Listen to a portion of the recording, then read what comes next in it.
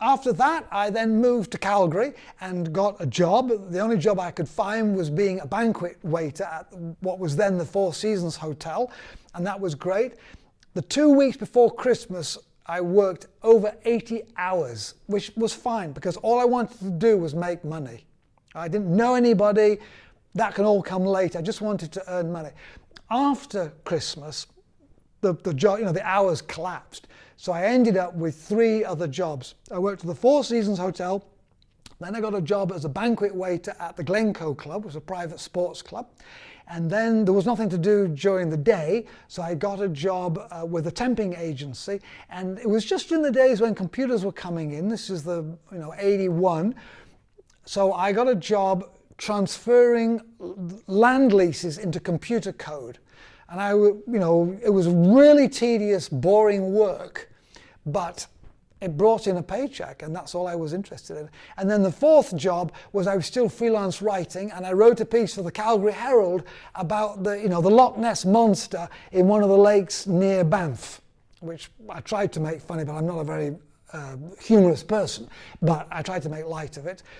What I do remember of that time was, 1, the pleasure of getting a paycheck very regularly, because 4 jobs were paying all the time. But the other thing was that I would go shopping on a Sunday afternoon for food for the week. If I forgot anything, there was no time for the rest of the week till next Sunday to go and get it, because I got up early, started work at 7 o'clock with the oil company doing the land leases, took my lunch with me. Then after that finished, I went to the YMCA for a swim. Then I went to the Four Seasons and had a quick meal in the staff canteen and worked.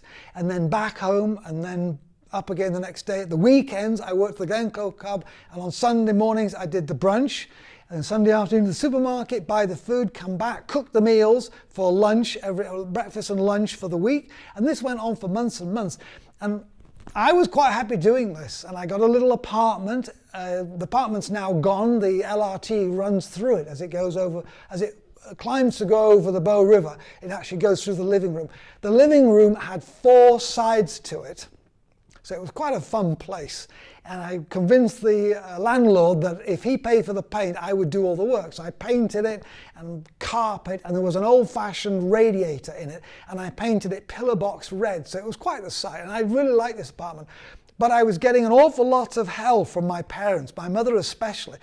We didn't pay for you to go to private school, and you didn't emigrate to Canada to just be a waiter. You should be doing something with your education, and on and on and on. So I thought, well, to shut her up, what I'll do is I'll apply for a job. So I did. I applied for a job with the Alberta government as a public relations person. Now, I know nothing about public relations, and I was completely unqualified. But I could say, I've applied for a job. I'm waiting to hear from them. And that would keep the voice quiet for at least a month. Anyway, finally, I got an invitation to an interview. And I was flown up to Edmonton, a big adventure. I knew I wasn't going to get the job because I had no qualifications whatever. So I was very relaxed in the interview.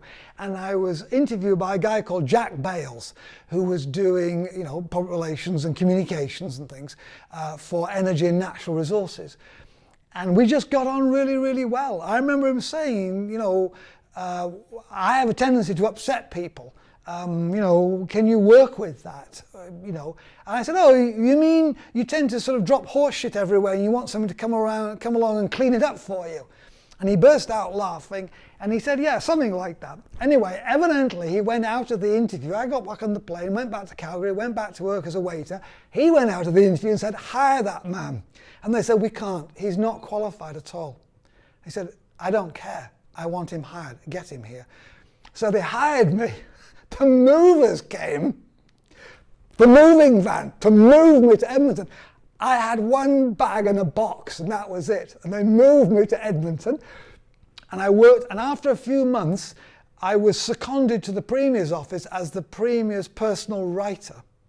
I'm not quite sure why I was selected, but I was selected, and that was wonderful. That was for the Premier Peter Lougheed, who was a very special guy. And I worked for him, and it was a tough boss, which is great. Makes you do your best, makes you learn, keeps you on your toes. I had a wonderful time. Then he had an election, And he won all but 4 seats in the legislature. And he said, Denison, thank you very much for your work, but I don't actually need you anymore. I've only got 4 seats in opposition. So I was sent back to the department, and it was difficult to go back when I'd been in a pure writing job, to go back to the politics of civil service committee meetings to discuss brochures and things. So I was looking around, and one day my boss Jack took me out to a building that was being converted from a rental to a condominium, and he took me up to the top floor, and it had a spectacular view out of over the river valley in Edmonton. And he said, Denison, you should buy this. And it was very impressive, and the price was, very reasonable. And I remember going out on the balcony and looking out at this spectacular view and thinking, Denison, you have a choice to make. If you buy this place, you will still be working here in 30 years' time. You may not be working for the government, you'll work in the oil patch or somewhere else in public relations. You'll make a whole pile of money, but is that really what you want to do? And I thought, no, I want to write and I want to travel. So I went back indoors, and a couple of days later I said to Jack, no, Jack, actually I've decided to leave. I'm quitting.